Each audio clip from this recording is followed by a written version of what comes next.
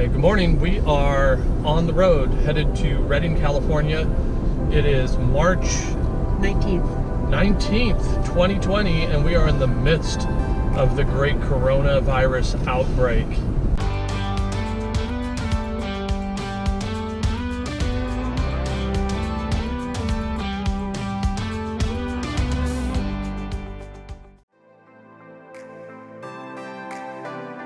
We are not on the road. We have stopped traveling, but there's a couple reasons for that. Yeah, we kind of stopped. We came home for the holidays before Thanksgiving, and that's our usual routine. We come home, check in on our kids, spend the holiday. Our kids are 22 and 25. They aren't really kids.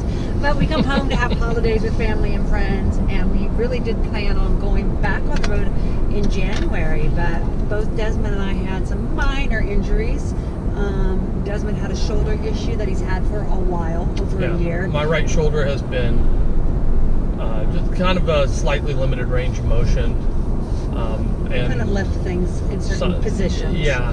Typical rotator cuff stuff. Yeah, not horrible and not requiring surgery, but I've been getting some PT done. It actually feels much better. Yeah, well, it went on for a while, and you finally had the MRI and confirmed that there were some small tears. But I guess everybody, once you get to be past 50,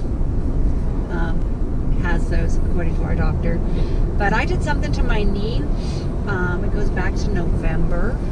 I came back and did the PT for 6 weeks, and it just isn't 100% yet. So we're on our way to Redding to go get an MRI to see what's really going on with it. We did have the x-ray. It wasn't arthritis, thank goodness. So no knee replacement. Yeah. So that's our knee replacement in my future. Both my parents had joint replacements. So I was a little paranoid, but it's not that. You'll so be right. Yeah. It's soft tissue. Yeah, so we're one of the things we were planning on doing is we are getting our house ready to sell, and all this stuff started happening, and it really highlighted Jeannie has always felt that she wanted to have a home base. That didn't have to be a big house, but just someplace. Somewhere of our own to kind of be able to go to. And she specifically said, what if one of us gets sick, or what if there's an emergency? We really want to have a place to go to. And sure enough, once again, she's right. And so we have our house is not yet on the market, but one of the benefits of the restricted activity that we are kind of engaging in is that I'm getting all the painting done in the house. I know, our house is getting beautiful. Our house is 20 years old, and typical things. It needs a new roof because shakes don't last like they used to, and we needed a fridge and a hot water heater. We found out when we came home, things are starting to break. But so we're getting all those things done, and we are. So we live in part of California that is essentially almost Oregon, really. Completely free of any coronavirus. There are no shelter-in-place restrictions. There are people who, down in the San Francisco Bay Area, we live almost 6 hours north of the San Francisco, San Jose area. Yeah, we're we have none of the restrictions that some of those communities have. So we're just kind of staying home, reaching out to our older neighbors and friends. We're kind of reaching out to friends of ours who are quite a bit older than us and saying, if you need someone to go shop for you. Well, I've lived in Humboldt County my whole life, so I have lots of friends who, have left, but their parents are still here. So we reached out to a couple of them. I have a friend in Seattle who just contacted me who, her father-in-law, he lost his wife a couple years ago, and she was really worried about him. And she goes, are there grocery delivery? In Seattle, that's common. In Humboldt, it's not. I said, honey, don't worry about that. Desmond and I need things to do. We'll go get groceries if that needs to be. And we checked with our neighbors across the street, and I have another friend who called her mom. So, that's what everybody should do. If, just help out. And shockingly enough. Do the right thing. And, and surprisingly enough. Ask your neighbors. We went to our neighbors around us and said, hey, if you need anything, let us know. We'll go out to the store. We're healthy. We don't have any underlying conditions. So when this this virus this virus craziness started, we were just about to hit the road to head down towards Borrego Springs and the desert southwest, and we thought, we're not going to drive away from a house that is secure and has groceries and everything's fine and calm and quiet, and then go drive through areas that could be less. Yeah, for us to get to any place exciting, we have to go through metropolitan areas. I mean, you can skirt around them, but you know, I think in the trailer, I can probably push it to 3 weeks. We could probably go quite a while. If it's just the two of us. But there's just something about knowing at home you have, you know, a pantry and a freezer, a big freezer, and so it just seems to make sense right now. We both are desperate to get back out, though. We love being on the road and seeing things, but we've been like going out to the local beaches and going out and getting our fresh air. I mean, we went to the beach yesterday, and there were less than 10 people on the whole beach. So that's not unusual for the beaches where we live. Yeah, you can find remote ones. There are more popular ones, but if you just drive a little bit, you can find spots. Yeah. And our garden is getting beautiful. I know. It's great. Yeah. You gotta look at the bright side. I haven't had a garden in a couple years because we've been traveling, and so I started some seeds and.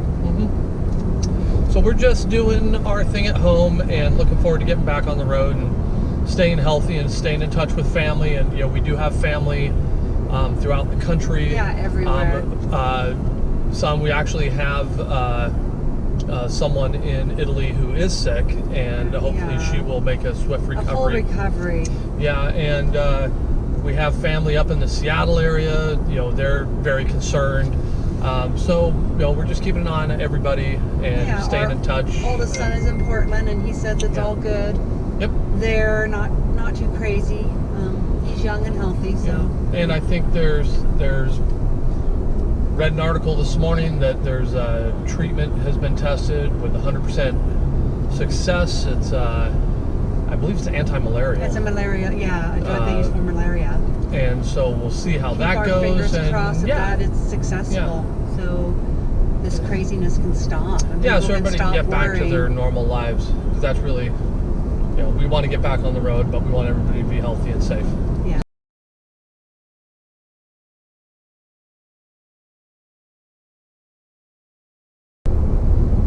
Okay, do your 3, 2, 1. 3, 2, 1. Hey everybody, we just got done and ready with my MRI. Hopefully we'll get some answers soon. And while I was in having that done, Desmond went to the local news, and it looks like we are having mandated shelter in place when we get back home. Yeah, it's effective midnight. At midnight tonight.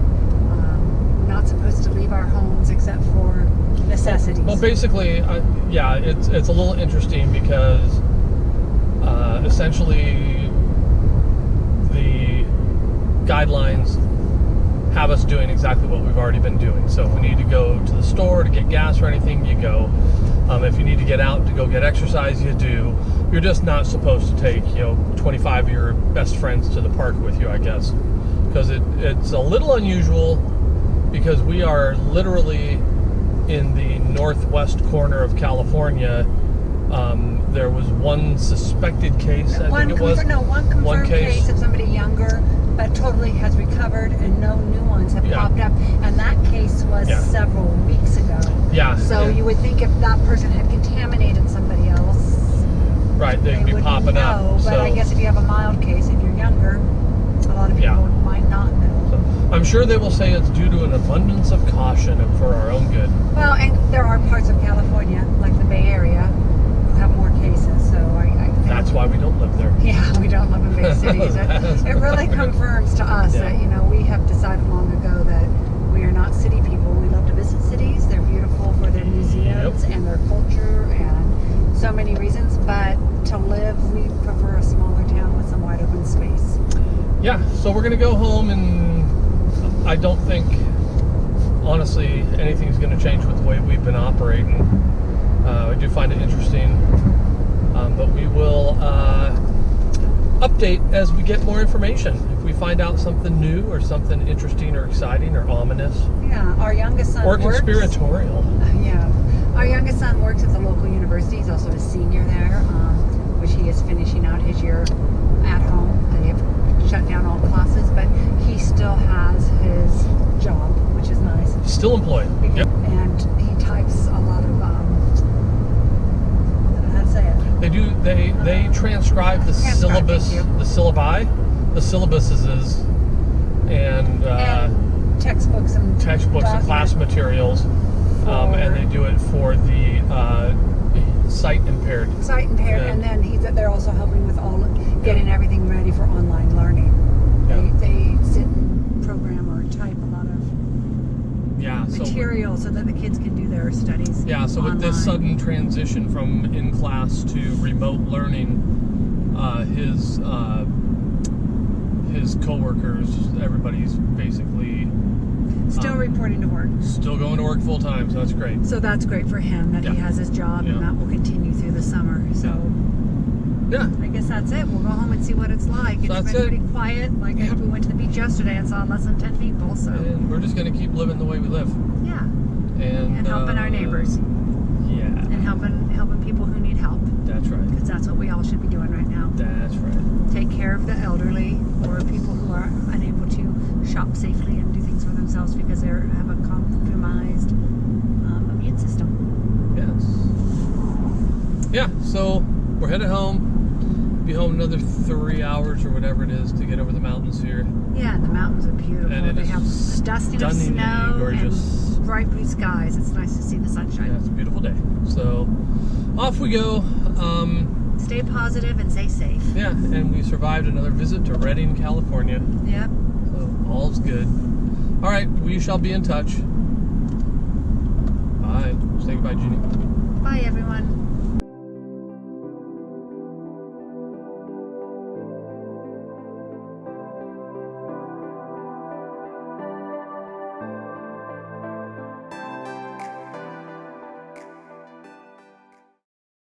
Update. Yeah. We have another update. We got a call.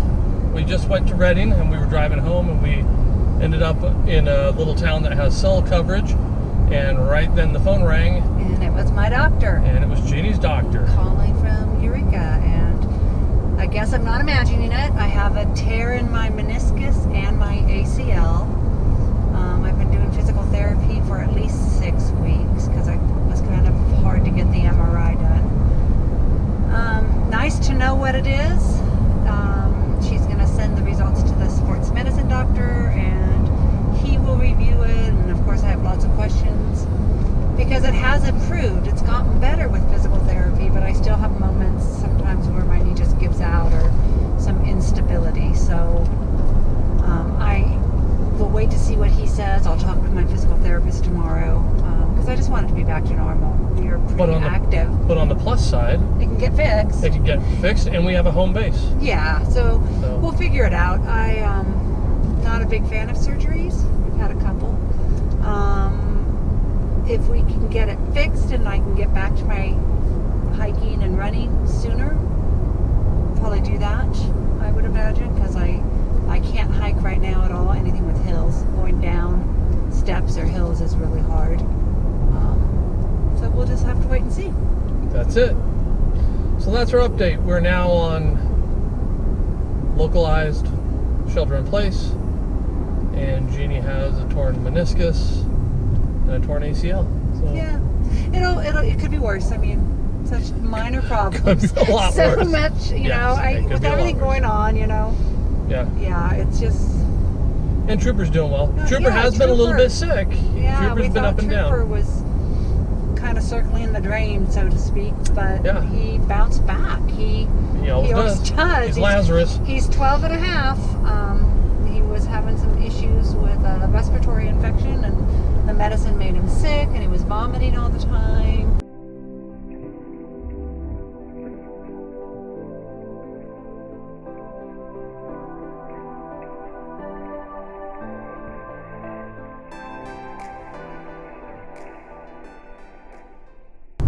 But it seems to have passed, so. Yeah, he's settled down. We have a wonderful vet. Shout out to Tammy. Tammy's the best. Tammy at Sunny Brae Animal Clinic. She's the best. She is the best. And Trooper's doing well. He hardly ever pukes on the floor, which is pretty cool. Yeah, he doesn't usually have any kind of accidents. He's never been a puker, so. Yeah, But like last night, he got the hot slobbers, which is a that's a medical term I invented. Everybody knows when you're gonna throw up, you get the tingly right here and here, and then it's like, so he gets the hot slobbers, and I took him out last night, and then he retched a couple times, and then he was done and came back in. Yeah, and he didn't throw up in the middle of the night. Didn't throw up. So we're headed home. We've had somebody check on him a couple hours ago. Yeah, our son. He's super good as far as, the dog is super good as far as just sleeping all day. And he's got a nice giant dog bed downstairs, so he doesn't wander away. And we'll get home, and since there was no dog puke reported at 2 p.m., I'm going to assume there's no dog puke at 2:20. Oh, it's 4:20 in Humboldt County. You know what that means? Oh, it's almost 4. Oh, no, it's not April yet. 4:20 on 4:20. Yeah. That's a big thing in Humboldt County. Apparently Virginia also. 4:20 at the marsh is always a big deal. Yeah, if you don't know, just look it up. Just use the Google machine and look it up. Okay. I love how Desmond always makes me laugh. Yes, me too. We're almost home, and we'll see what kind of interesting goings on are happening. So yeah, we heard it was a little chaotic at some of the local stores since they announced shelter in place.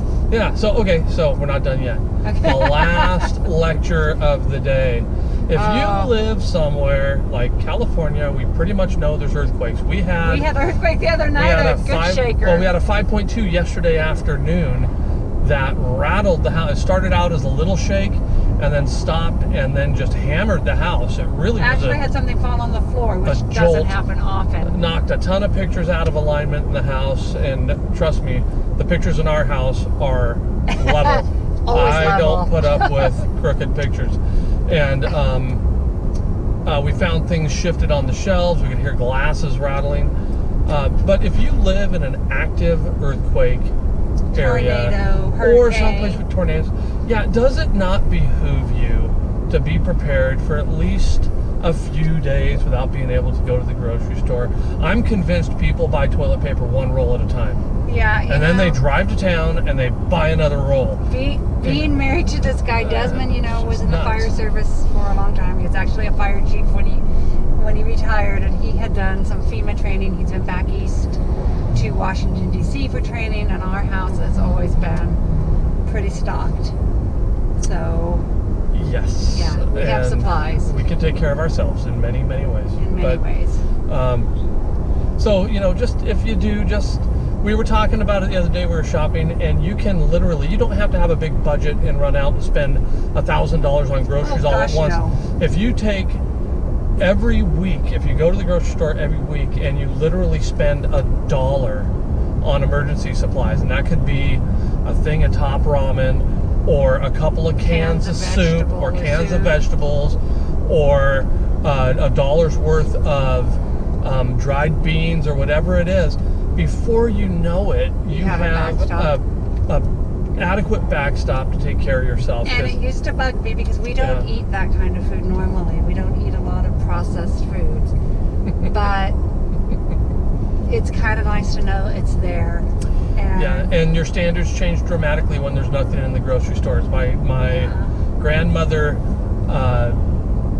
Mamie Hurley, used to say, hunger is a fine sauce. But you can also backstock stuff. I mean, we always have pasta, rice, and beans, and usually dry, and canned tomatoes, and dehydrated onions, and some spices. And if you have those things, oh my goodness, you can make so many different things. Yeah, so even once a month, defer a trip to your Starbucks or whatever coffee place you go to, and take that $4 or $5 that you might have spent on a giant mocha, and just buy a few things for you and your family. Put them in a box in the garage or in a closet. Yeah, better to put them in a Rubbermaid. Yeah, Remember, put them in a box we did have one mouse. We had one mouse one time sneak and get into the garage. Chewed his way into some rice, and he paid the ultimate price, didn't he? He did. We caught him. He did. Yeah, so, anyway, so that's the lecture of the day. Don't wait until there's an emergency to suddenly realize that you might actually need to be able to take care of yourself. Do just a wee bit of pre-planning, and you'll be fine. Yeah, Desmond was so crazy. He even put like bathroom supplies, toothbrushes, toothpaste, toilet paper in a container in the garage, and we didn't ever touch that. Of course That not. was just there for emergencies.